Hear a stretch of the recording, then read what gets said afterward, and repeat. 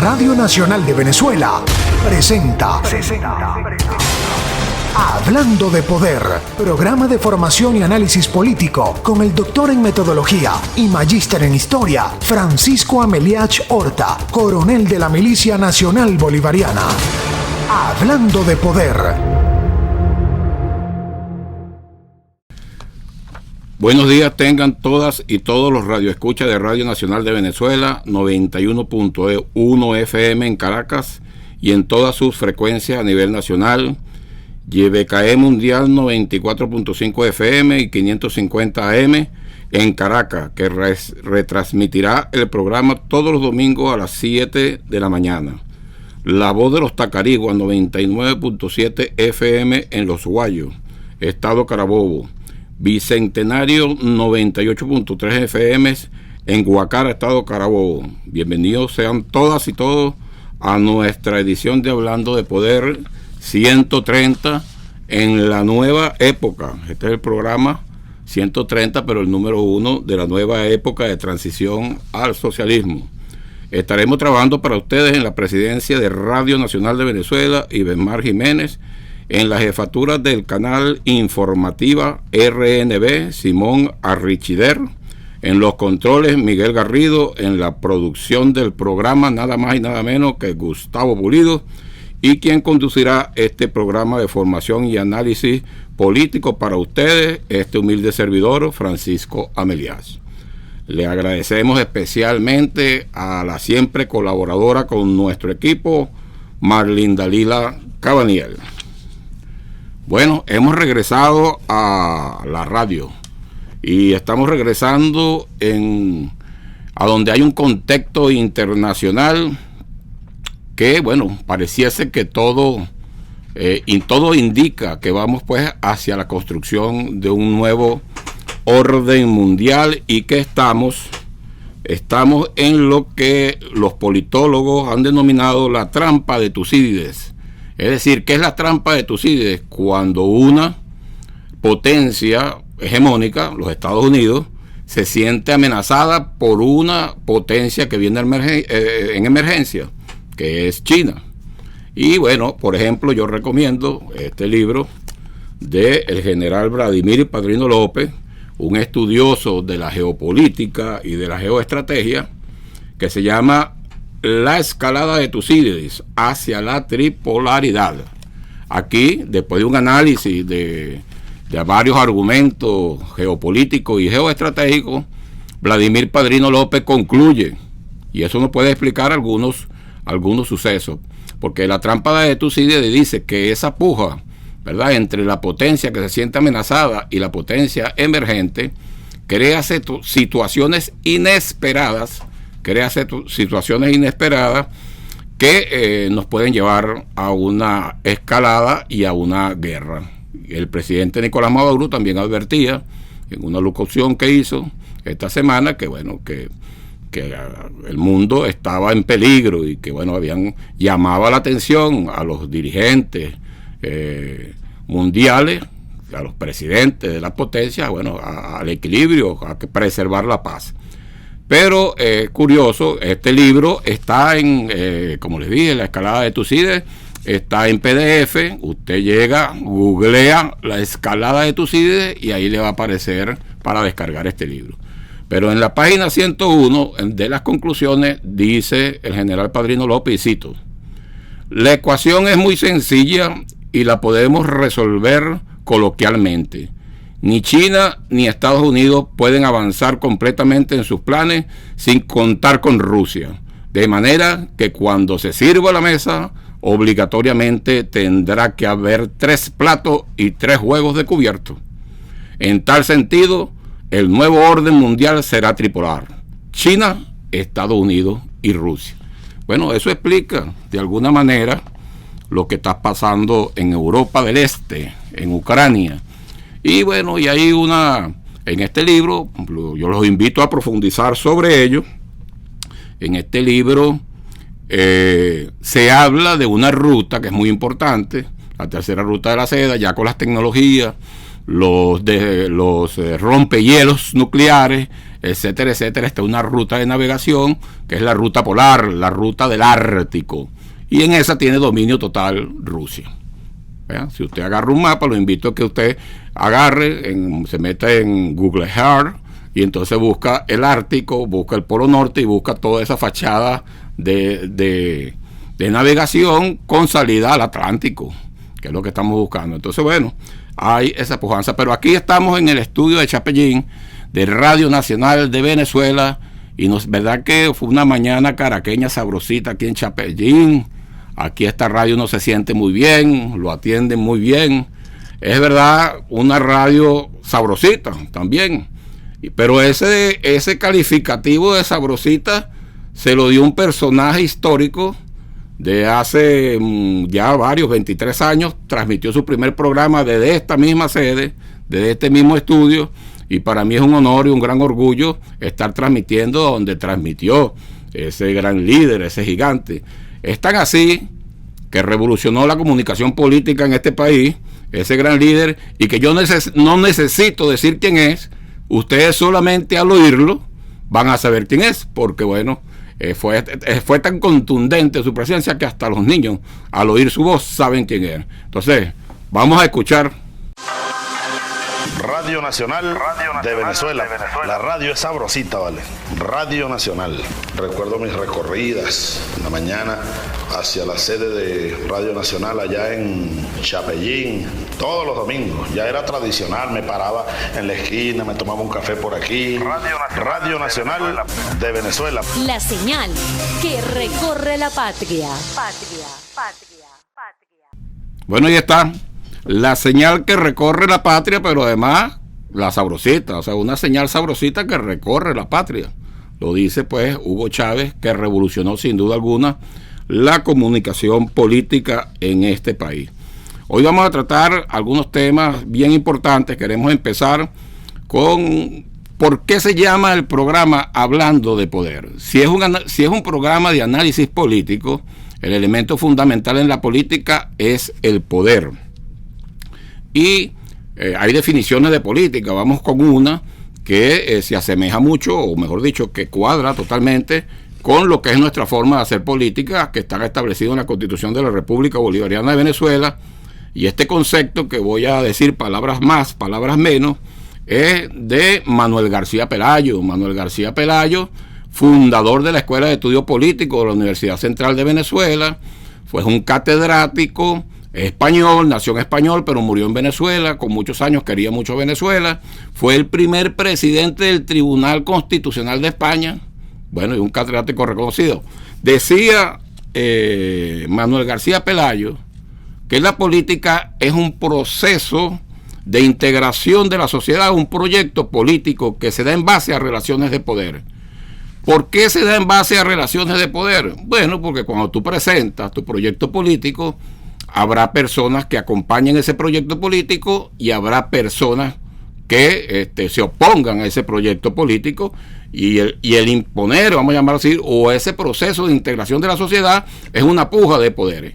Ahora, cuando tú, por ejemplo, en el artículo 1 de la Constitución de la República Bolivariana de Venezuela, tú dices que la República Bolivariana de Venezuela es irrevocablemente libre e independiente y fundamenta su principio moral y sus valores de libertad, igualdad, justicia y paz internacional en la doctrina del libertador Simón Bolívar.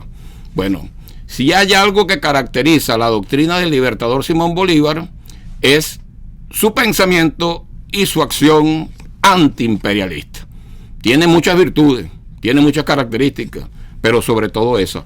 Pero si tú además, o sea, estamos hablando del proyecto político que conlleva la formación de un partido político, el Partido Socialista Unido de Venezuela, pero si además tú a esa constitución le agregas en la declaración de principio del Partido Socialista Unido de Venezuela, le agregas en la declaración de principio, numeral 1 de la declaración de principio, la amenaza imperialista. ¿Y qué dice? Voy a leer textualmente qué dice el numeral 1 de la amenaza imperialista. Leo: a comienzos del siglo XXI, la humanidad ha ingresado de lleno en la encrucijada más riesgosa de su historia. El capitalismo en la fase imperialista ha tocado sus límites y se ha reafirmado con sus políticas de desarrollo neoliberal y su modelo de influencia mediática como el principal enemigo de la humanidad. Es decir, lo declara el partido al imperialismo el principal enemigo de la humanidad. Y en el artículo 6 de los principios del Partido Socialista Unido de Venezuela se trata y lleva como título la defensa de la revolución. Y dice lo siguiente, leo: la defensa de la revolución bolivariana implica la defensa de la soberanía nacional, tarea que es responsabilidad fundamental del partido y el pueblo, combinando todas las formas de lucha para evitar que el imperialismo y sus aliados puedan avanzar en dinámicas belicistas, anexionistas, divisionistas y de sometimiento y destrucción del mundo. Nada más y nada menos. Entonces, esa es la política. Entonces, la política es un proceso de integración de la sociedad a un proyecto político que se da en base a relaciones de poder, pero que debe cumplir dos condiciones para hacer política: preservar la paz, que es uno o quizás el elemento principal de la política, y respetar la soberanía nacional. Por eso es que este programa se llama Hablando de Poder, y entre los poderes que vamos a tocar en este programa está el poder del Estado. Y el Estado, ¿qué es el Estado? La gente dice el Estado para acá, el Estado para allá. La Constitución dice el Estado garantizará. El Estado es un tipo de organización sociopolítica que constituye una entidad con poder soberano para gobernar en un territorio que es habitado por un pueblo que tiene derechos y deberes consagrados en la Constitución de la República Bolivariana de Venezuela. Entonces, cuando se habla de Estado, es un concepto abarcador que reúne tres elementos: el territorio con su riqueza y su potencial económico, unos habitantes, el pueblo que tiene derechos y deberes en esta Constitución, y un poder público, como lo establece la Constitución, pero con un poder público que, según el artículo 5 de la Constitución, nos dice que la soberanía reside en el pueblo. Y nos dice el artículo 5 de la Constitución que todos esos poderes están sometidos a y obedecen o deben ser producto de lo que diga el pueblo. Por eso, si tiene tres elementos y todos los poderes públicos emanan del poder popular y a ellos, ya ese poder popular está sometido, entonces ¿cuál es el más grande de los poderes? El más grande de los poderes es el poder de la conciencia colectiva, es el poder del pueblo consciente. El pueblo consciente tiene dos cosas muy importantes. Cuando el pueblo, el colectivo, toma conciencia de la situación real, se facilitan dos cosas: la unidad del pueblo y la organización del pueblo. ¿Para qué? Para realizar su proyecto político. Pero dejemos que sea el propio Chávez, con él, como siempre, como que resume con esa capacidad de síntesis, en 1 minuto 22 nos dice cuál es el más grande de los poderes. Adelante. Por eso es tan importante incrementar la conciencia popular. Y con la conciencia, dice Víctor Hugo, es la suma de la ciencia. Conciencia, el conocimiento, la sabiduría, es lo que produce conciencia, pues. El que no sabe es como el que no ve. Por eso es tan importante saber, darse cuenta de, conocer. En la medida en que uno sabe y conoce más la realidad, las circunstancias, de dónde venimos y dónde estamos, en la medida en que eso ocurre, pues más conciencia popular habrá, y más fuerza popular habrá, y más poder popular habrá, porque ese es el más grande de los poderes, después del poder de Dios, digo yo, el poder de la conciencia de un pueblo, la conciencia de un colectivo. Ese es el más poderoso instrumento unitario, indestructible unidad alimentada por la conciencia. Bueno, ahí está Hugo Chávez, pues, definiendo, orientando la línea. El más grande de los poderes es el poder de la conciencia colectiva. Es un elemento indestructible para la unidad del pueblo.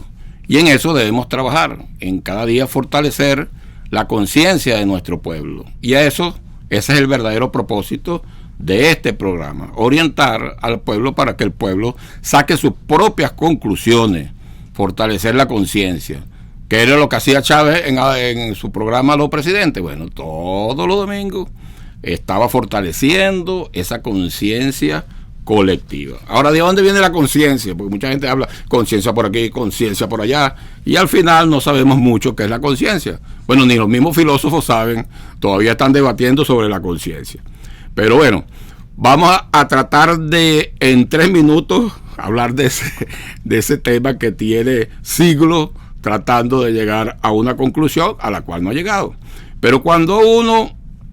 Hay varias importantes. ¿Qué es una idea? Cuando llegan las ideas, ¿verdad? Porque vamos a hablar de ideología. ¿Qué es una idea?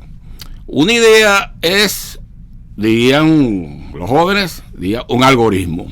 Una idea es que tú en la fantasía, en tu mente, ves algo o quieres hacer algo, y entonces tú más o menos en la mente, de acuerdo a los principios, a los valores, a tu conocimiento, a tu experiencia, tú te imaginas cómo se puede hacer eso. Voy a poner un ejemplo. Yo soy aficionado a la carpintería. Yo sábado y domingo me meto en mi carpintería. Entonces veo un modelo de una silla. Y entonces yo me imagino, porque qué silla tan bonita, voy a ver si la hago en la carpintería. Y yo me imagino, mira, no tiene tornillo, tienes un ensamble de caja y espiga. Que son carpinteros saben lo que estamos hablando. O la hacemos con tarugo. O sea, yo me estoy imaginando eso. Tengo una idea de cómo hacerlo y de repente tengo una idea mejor de cómo hacerlo porque yo he practicado la carpintería. Pero entonces yo no me quedo ahí, esa es una idea, sino que yo voy entonces ahora a buscar el conocimiento. Y como ahorita hay nuevas formas de aprender, ¿verdad? Está el internet. Entonces yo lo primero es que me meto en internet y reviso a alguien que haya grabado un video de cómo se hace esa silla. Y eso es ya, yo pasé a la parte voluntaria de adquirir conocimiento. El diccionario de la lengua española dice sobre conocimiento lo siguiente. ¿Qué es el conocimiento? Acción y efecto de averiguar por el ejercicio de las facultades intelectuales la naturaleza, cualidades y relaciones de las cosas. Entonces yo empiezo a adquirir conocimiento. ¿Qué va a pasar con ese conocimiento? Yo averiguo aquí, averiguo allá, investigo por aquí, le pregunto a un maestro carpintero cómo se hace la silla, averiguo y luego tomo conciencia. O sea, llegó la idea, yo investigué, tuve conocimiento y tomo conciencia. Y hay un concepto que también básico del diccionario de la lengua española sobre la conciencia, ser consciente. ¿Qué es ser consciente? Ser consciente es que tú te sientes capaz para realizar ese trabajo, porque entonces el estudio, llegó la idea, el estudio te da seguridad a ti, y entonces tú te sientes seguro de hacer ese trabajo. Lo piensas bien, y además, como estás seguro de hacer el trabajo, quieres hacerlo, ¿verdad? Pero cuando lo estás haciendo, obra con conocimiento de lo que está haciendo. O sea, tú internalizas, o la persona internaliza que lo está haciendo con conocimiento. Esa es la conciencia. Entonces, todos los días tenemos que buscar e ir más a esa búsqueda del conocimiento, de las ideas. Nuestras ideas están aquí. Están fundamentadas en la Constitución de la República Bolivariana de Venezuela, están en el Plan de la Patria, están en el Libro Rojo, están en las líneas políticas, en las líneas estratégicas de acción política. Son sistemas conceptuales, son ideas escritas. ¿Qué nos falta a nosotros? Materializar esas ideas. Y por eso es que el presidente Nicolás Maduro ha lanzado la estrategia general en la nueva época de transición al socialismo de las 3 R. Vamos a hablar, eso lo vamos a profundizar bien en el próximo programa. Pero ¿qué trata las R? Bueno, las R primero, tenemos que tomar conciencia de las formas de guerras que nos aplica el enemigo para resistir, y tenemos que mejorar cada día más los métodos para resistir. Esa es la primera era, resistir. Ya vamos a hablar de eso, de la guerra, que es el tercer punto. Todavía estamos en el primero. Resistir. Después, renacer. ¿Qué es lo que tenemos que renacer primeramente? Bueno, nuestros principios y nuestros valores. Es lo primero que tenemos que renacer. Volver acá a los preceptos de la Constitución. Volver al código de ética de los militantes del Partido Socialista de Venezuela, ¿verdad? Volver a nuestros principios fundamentales, ¿verdad? Renacerlos y asumirlos. Y después que lo asumimos, como que hay una cantidad de cosas que están, ¿qué es lo que están aquí? Las ideas fundamentales de lo que debe ser el Estado, ¿verdad? Social, democrático, de derecho y de justicia, es decir, la República Bolivariana de Venezuela. Pero muchas de las cosas que están aquí son letra muerta. Entonces nosotros tenemos que asumirlo. Y después que lo asumimos, tenemos que revolucionar todo lo que se tenga que revolucionar, cambiar todo lo que se tenga que cambiar para materializar este, que es un sistema conceptual, en un sistema material. Ahora, todo ese cúmulo de ideas, todo ese cúmulo de conciencia nos lleva a algo más, a algo superior, que es la cultura de una época o la cultura de un tiempo. En este caso, estamos pasando de la cultura petrolera a una cultura del emprendimiento, ¿verdad? Porque ya la dependencia petrolera se acabó. Y bueno, y Federico Engel, en su obra del socialismo utópico al socialismo científico, nos dice algo que es una teoría del análisis material de la historia, o sea, el materialismo histórico. Nos dice que el orden social, los diferentes órdenes sociales están dados por lo que produce una sociedad, cómo lo produce y cómo lo intercambia. Y eso conlleva al final un cambio de mentalidad, a un cambio de conciencia colectiva. Y entonces, bueno, nosotros tenemos que adaptarnos a las nuevas formas de hacer política. ¿Y qué es la cultura? La cultura va más allá de un canto, de un baile, de un folclore.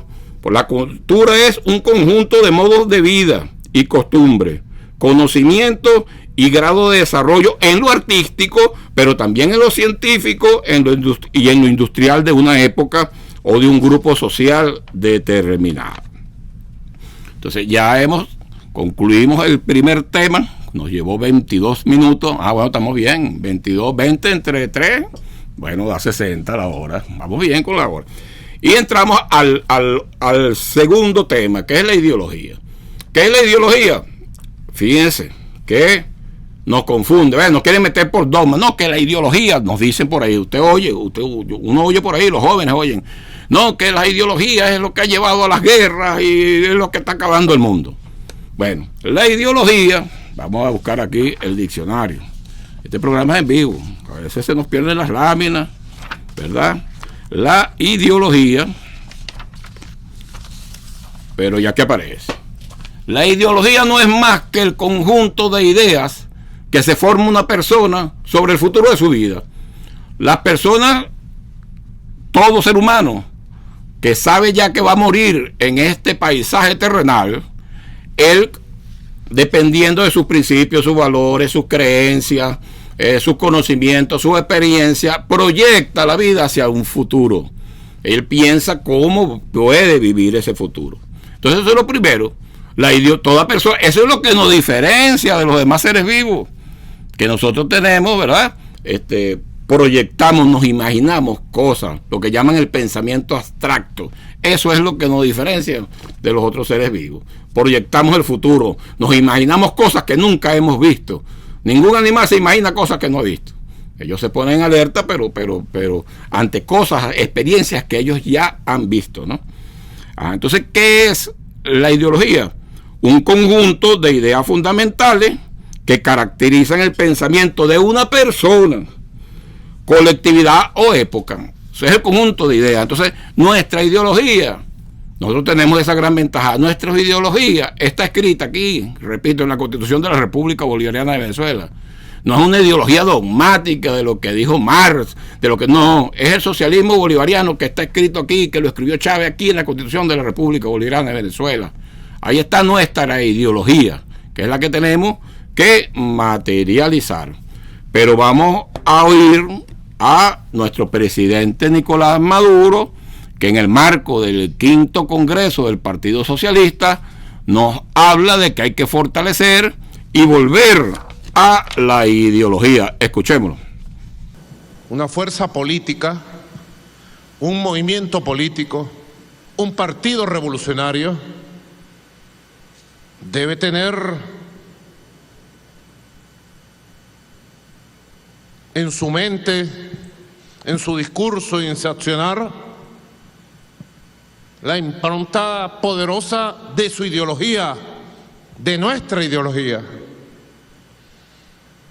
Este Congreso ha sido convocado para tratar varios temas, todos ellos de gran importancia, pero el primer punto de ellos, hoy por hoy, adquiere la más grande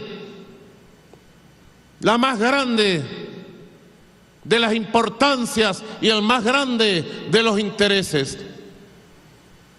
El tema de la ética y los valores revolucionarios frente a la corrupción, la indolencia y el burocratismo.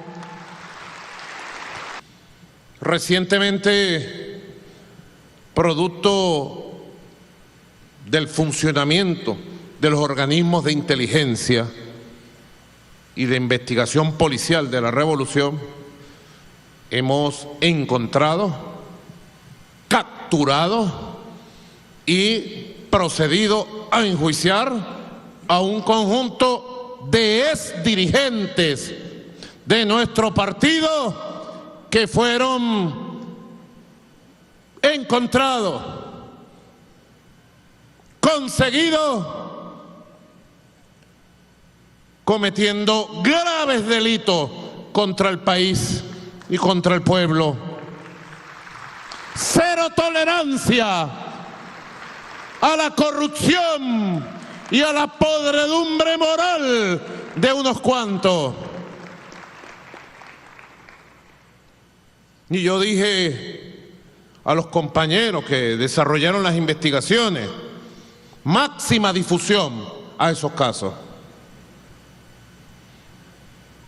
Caiga quien caiga, y yo dije, no caiga quien caiga, no, que caigan todos los que tienen que caer, llámese como se llame, si están involucrados en actos de corrupción, en actos delictivos, estén donde estén, hayan sido lo que hayan sido.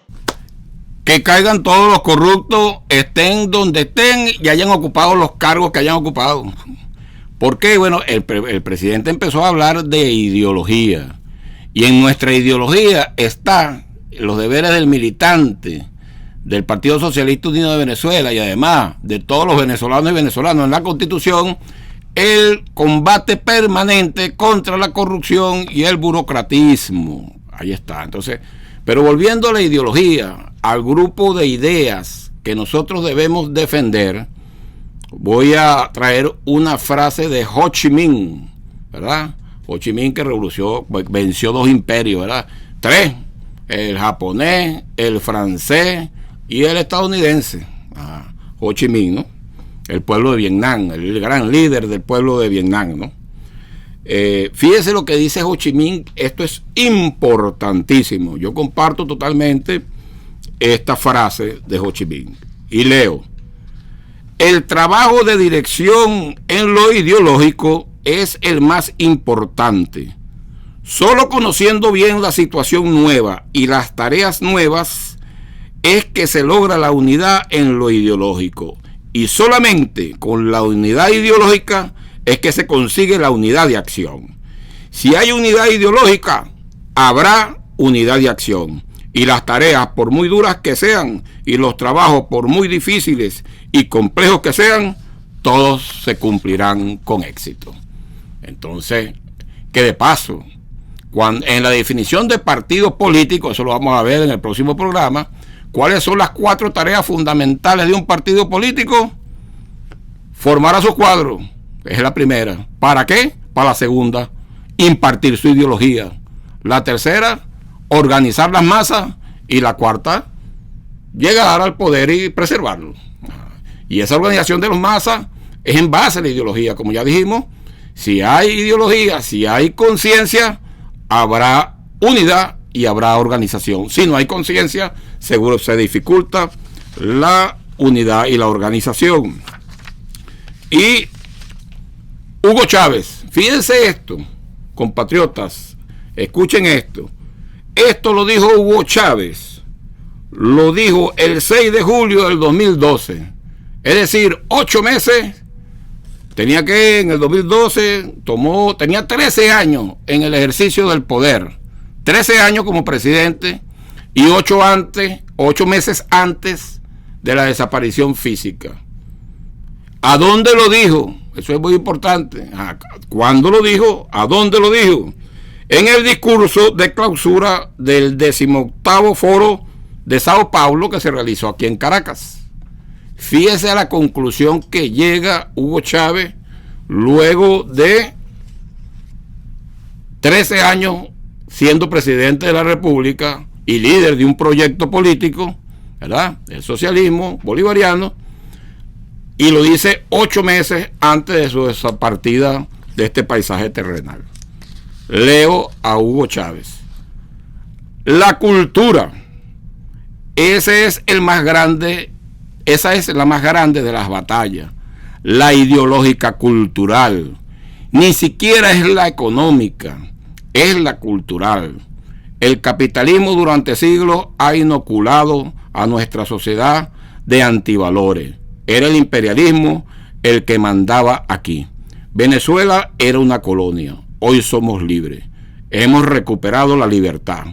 Y yo siempre digo que eso es lo más grande que tenemos. Entonces, bueno, hay que crear conciencia sobre eso, sobre lo más grande que tenemos. Pero fíjense que Hugo Chávez, después de 13 años, concluye que es la revolución cultural ideológica lo más importante para preservar nuestra libertad y nuestra independencia, porque de eso depende, de un pueblo consciente. De un pueblo consciente depende que preservemos nuestra libertad y nuestra independencia. Y ahora entramos, fíjense lo que estamos hablando de ideología, venimos hablando de conciencia. Entonces ahorita yo creo en esta parte del programa debemos prestar atención, porque debemos estar conscientes de las diferentes formas de guerra con el cual el imperio nos quiere dominar. Y para hacer la introducción a este tema, vamos a escuchar un audio de Diosdado Cabello Rondón en el marco del 5º Congreso del Partido. Adelante. Un día estaba conversando con el comandante Chávez y estamos leyendo unas encuestas que le llegaban a él. Entonces me pregunta, ¿qué ves tú raro ahí? Bueno, él aparecía con el 60%, 65%, qué sé yo. Y había después una evaluación de los problemas del país. Algunos decían la delincuencia, qué sé yo. Y yo lo veía, bueno, me parecía normal, pero Chávez siempre iba más allá de lo normal, ustedes saben. Chávez es Chávez. Me dice, ¿no te parece extraño que la corrupción solo se ha visto por un 3% como un problema? Inmediatamente a uno se le prenden las alarmas, ¿ves? Y claro, me dice, eso es gravísimo, porque pareciera que en el común un hecho de corrupción se le puede presentar a cada rato y se ha hecho común. Condenar cualquier hecho de corrupción es un valor inherente a un revolucionario o una revolucionaria. Quien participa en un hecho de corrupción, en una desviación ética, no es revolucionario. No es revolucionario. Decidió militar en esta revolución para sus propósitos personales, que la gran mayoría tiene que ver con figuras relacionadas al capitalismo, al enriquecimiento personal mío o de mi grupo. Quien tiene funciones o responsabilidades de cargos en el partido tiene que ser sometido a las más severas revisiones por parte del pueblo. Por parte del pueblo. Entonces, quien ocupa esos cargos lo hace de manera voluntaria. En consecuencia, quien usa esos cargos para su enriquecimiento personal está siendo muy consciente que llegó ahí para enriquecerse o para generar grupos que le hacen daño a la revolución. Entonces, quienes tienen responsabilidad, en caso de falta, tienen que ser sancionados más severamente por el partido y por las leyes. Y por las leyes, ¿ves? Porque a estas alturas no hay excusa. Eso que dice Jorge, que una falla en el 2002 distinta a una falla en este momento, sí, porque ahorita estamos en guerra abierta.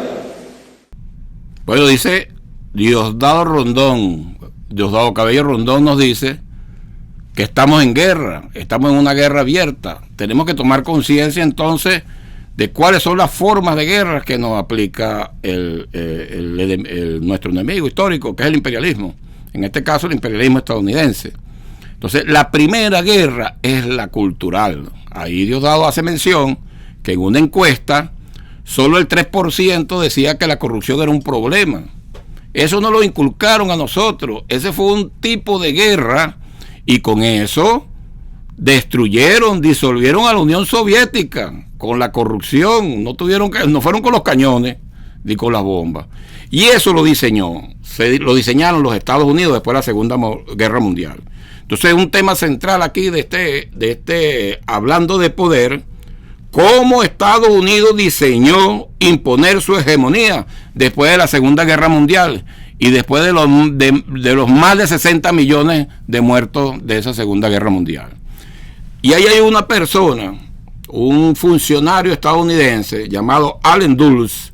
Allen Dulles fue el fundador de la CIA en 1953, es decir, después de la Segunda Guerra Mundial.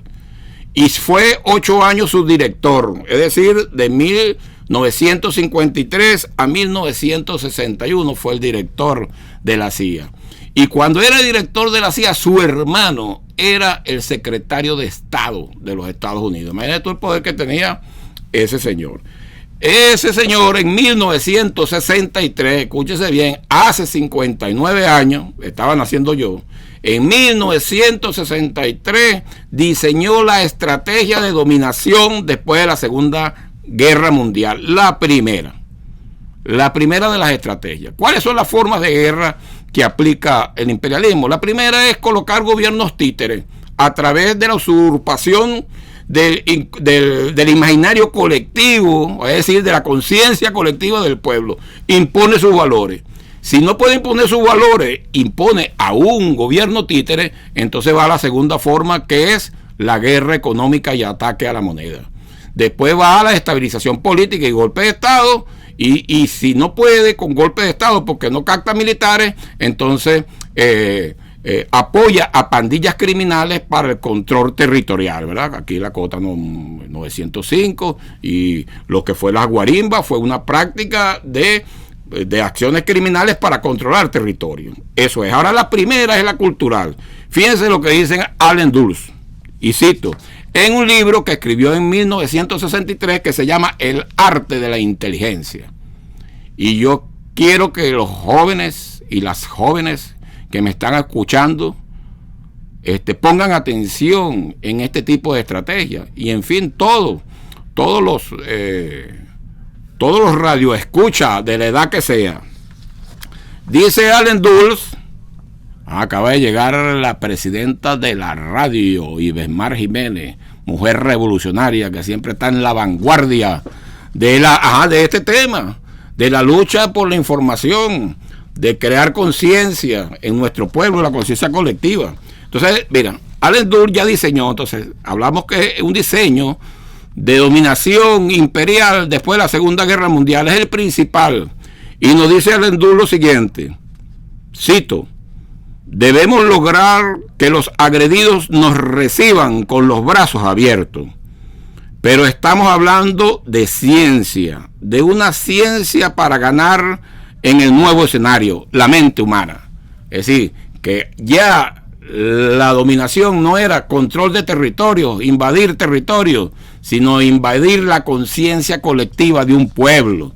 Y por eso es que Chávez nos dice que la fuerza más grande, el poder más grande que existe es la conciencia colectiva de un pueblo. Ahora fíjese lo que sigue diciendo Allen Dulles acá en su estrategia de dominación después de la Segunda Guerra Mundial. Cito a Allen Dulles: sembrando el caos sin que sea percibido, sustituiremos sus valores por otros falsos y les obligaremos a creer en ellos. Sigue diciendo Allen Dulles de la estrategia que aplicaron, y con esto disolvieron a la Unión Soviética. Dice Allen Dulles, cito: apoyaremos el encumbramiento por todos los medios a los denominados artistas, que comenzarán a sembrar e inculcar en la conciencia humana el culto del sexo, de la violencia, el sadismo y la traición. En una palabra, cualquier tipo de inmoralidad. Fíjense esta, que tiene que ver con el audio que hemos oído y la reflexión del presidente Nicolás Maduro y del primer presidente del partido, Diosdado Cabello. Escuchen bien, lo dice Allen Dulles, de cómo va a imponer la hegemonía en el mundo, pues. Cito: en la dirección del Estado crearemos el caos y la confusión. De una manera imperceptible, pero activa y constante, propiciaremos el despotismo de los funcionarios, el soborno y la corrupción, la falta de principio. La honradez y la honestidad serán ridiculizadas como innecesarias y convertidas en un vestigio del pasado. Nada más y nada menos. Entonces, por eso no es una casualidad que el 3% de la población vea la corrupción como un problema.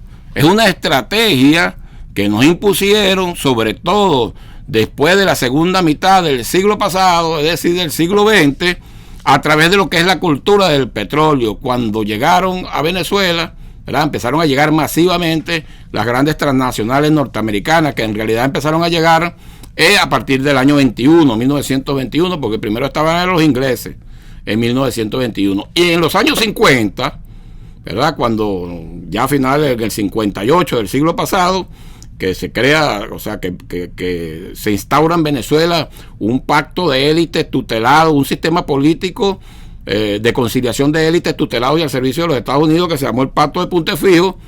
En esos años 50 entra a Venezuela un instrumento de comunicación política, el más impactante de la época, la televisión, en 1952.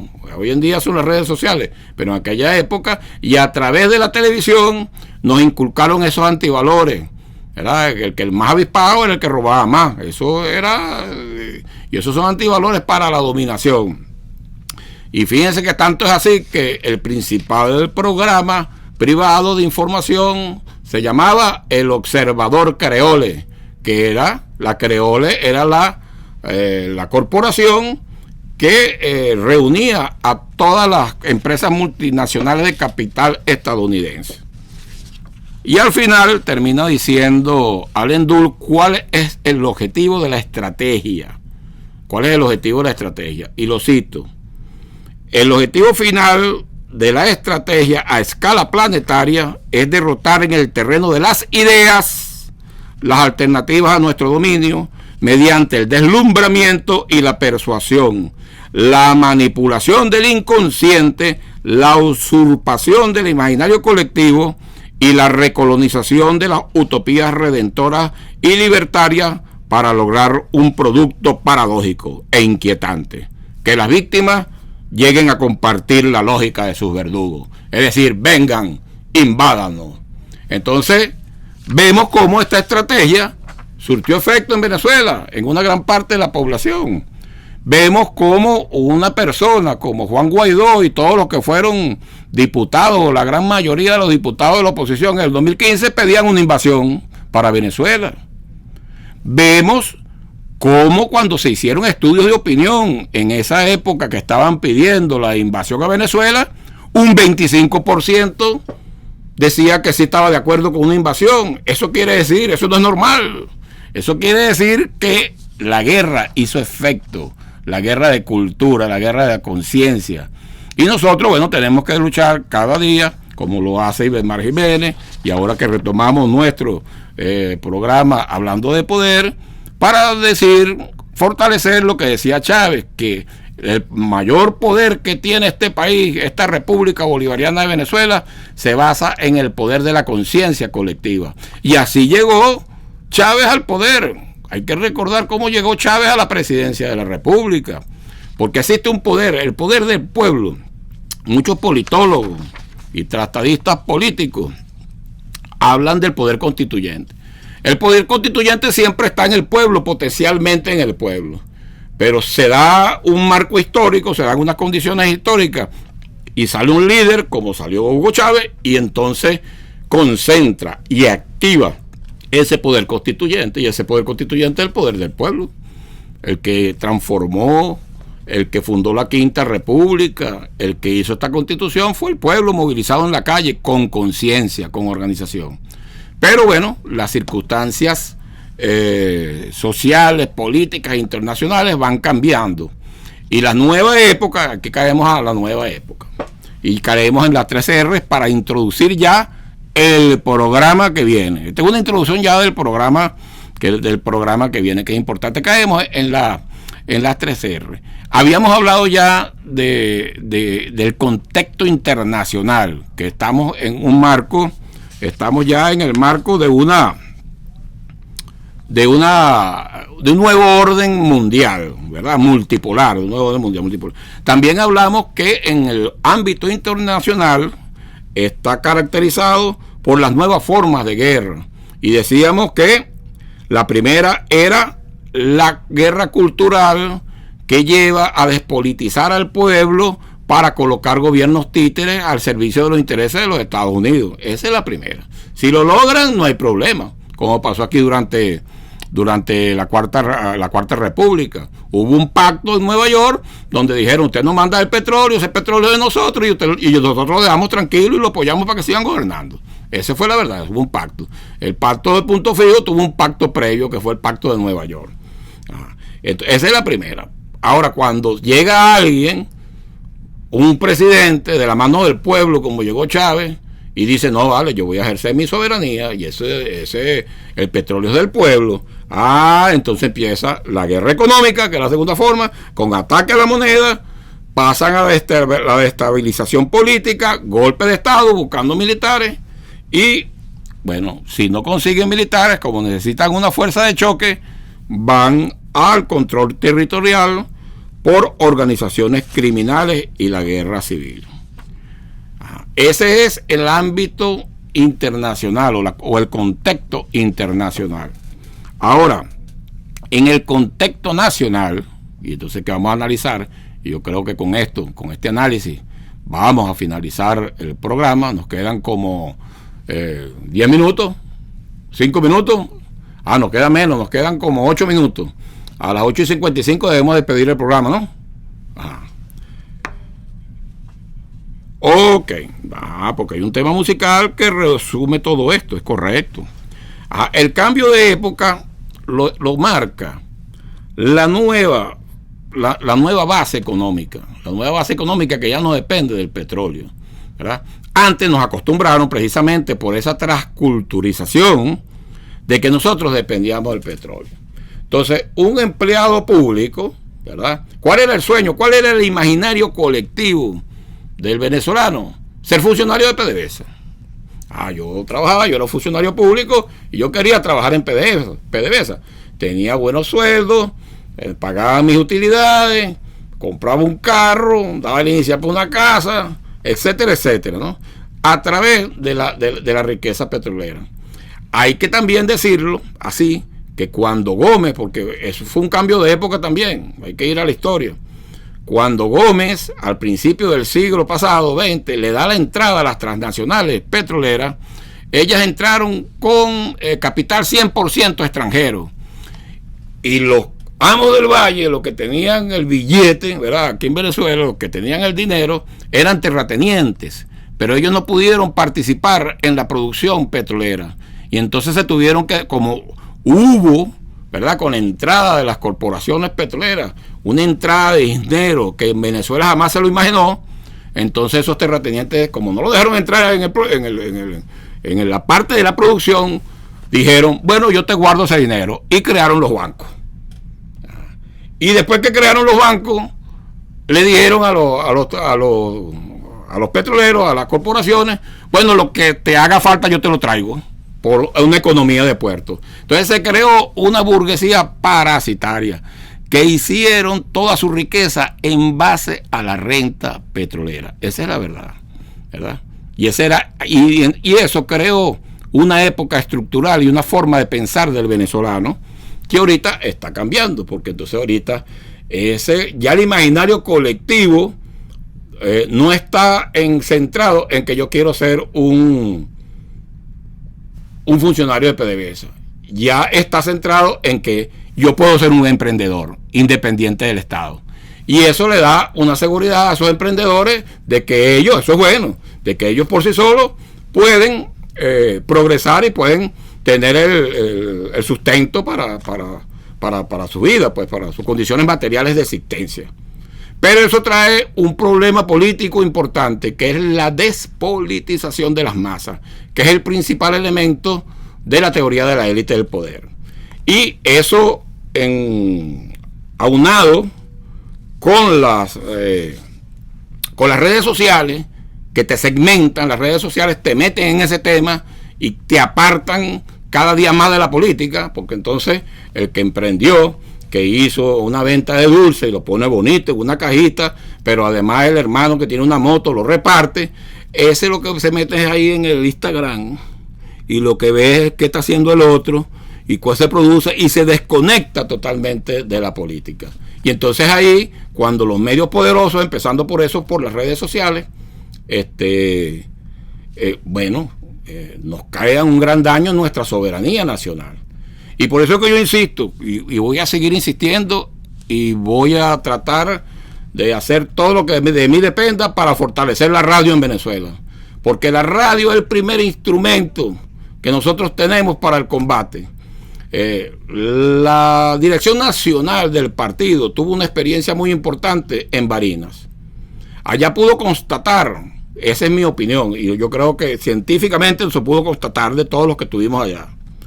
Primero, nosotros sobreestimamos el efecto de las redes sociales en las poblaciones rurales, e incluso en centros urbanos donde la conexión a internet es muy mala. Sin duda alguna, las redes sociales tienen un impacto grandísimo a nivel internacional, y las manejan a nivel internacional. Pero si hay algo que fortalecer en Venezuela, es la radio, que llega a todos lados. Es la señal que recorre la patria, es la radio. Y tiene una gran ventaja, porque ya vemos lo que está pasando con el conflicto en Ucrania. Usted agarra y puede tener una cuenta de 2 millones de seguidores y tal, pero eso depende de alguien, ¿verdad?, que está al servicio del imperio de los Estados Unidos, que le pasa un switch y ¡tum!, se acabó todo. En cambio, la radio hasta clandestinamente puede salir. La radio, para tumbarte la señal, bueno, tienen que venir para acá, tumbarte la antena, tú te mudas para otro lado, ahorita hay antenas pequeñas, que tú te escondes por allá y transmites, te descubrieron, bueno, transmite allá.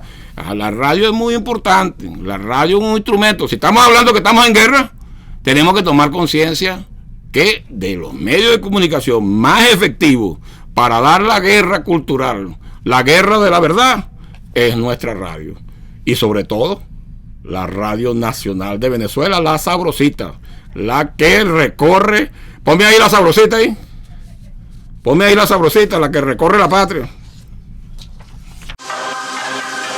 Radio Nacional de Venezuela. La radio es sabrosita, ¿vale? Radio Nacional.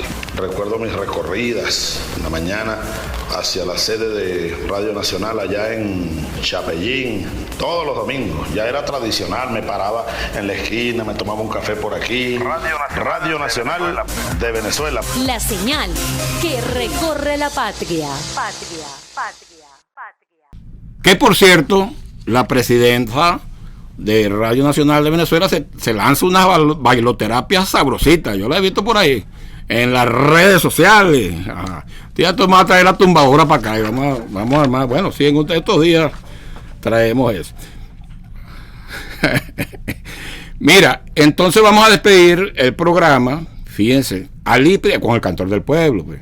Además que tiene que ver con todo lo que hemos tocado aquí en este tema. Resulta ser que Ali Primera se consiguió a un anciano que andaba descalzo, que eso le ha hecho el cuento, y entonces le ofreció sus zapatos, y el anciano le dice: hijo, no me des tus zapatos, lo que importa es tu conciencia. Entonces vamos a despedir con Zapatos de mi conciencia.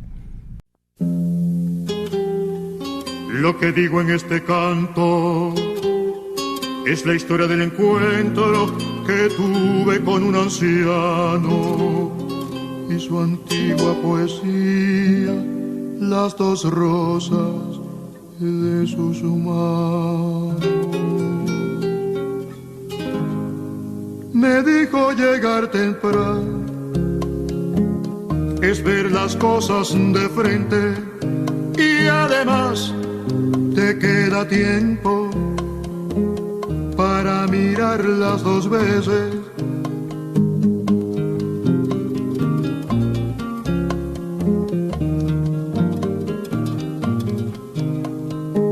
Al ver al viejo descalzo, quise darle mis zapatos y me dijo: no hace falta, lo que importa es tu conciencia, no es importante el ropaje, sino distinguir a fondo las que van comiendo dioses y defecando demonios.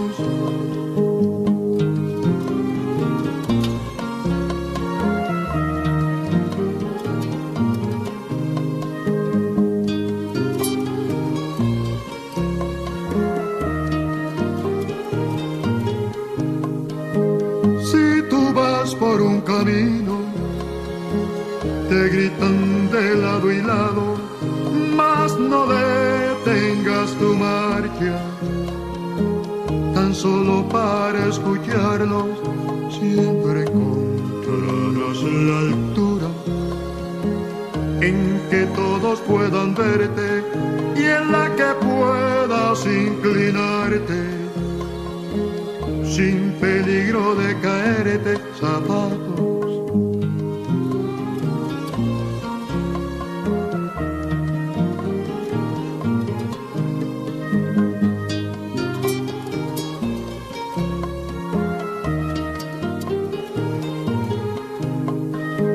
el viejo tenía la piel marcada por latigazos, pues la miseria de ayer seguía saliéndole al paso y contó que en su pasado no quiso ser Dios ni héroe, en los dioses nadie cree y a los héroes se condenan a convertirse en estatuas y ante las aves dan pena. De verdad que las estatuas bajo las aves dan pena.